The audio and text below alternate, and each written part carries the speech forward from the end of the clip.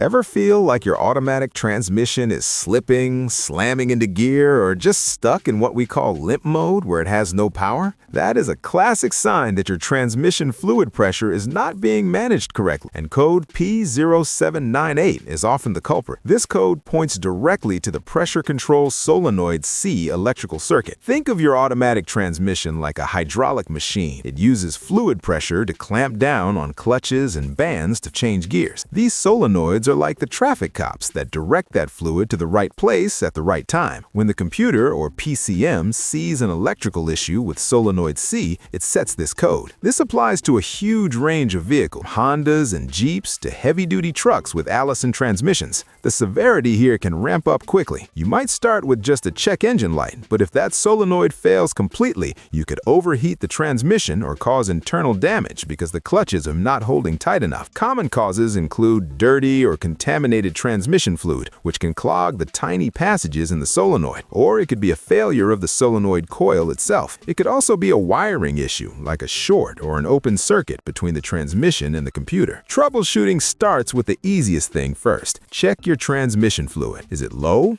dark, and smelling burnt? Dirty fluid is a solenoid killer. If the fluid is okay, you have to get a bit technical. You will need a wiring diagram and a digital multimeter. You're going to check the resistance of the solenoid C itself. You will need to find the specific resistance specifications for your car, but generally you want to see a specific ohm reading. If it reads infinity or 0 ohms when it should have some resistance, the solenoid is toast. Also check the wiring harness for continuity. If the wires are good and the solenoid tests fine electrically, you might be looking at a mechanical blockage in the valve body or rarely a bad computer. But 9 times out of 10, start with the fluid and the wiring before you assume the transmission is dead. It's often a fixable electrical gremlin or just a need for fresh fluid and a filter.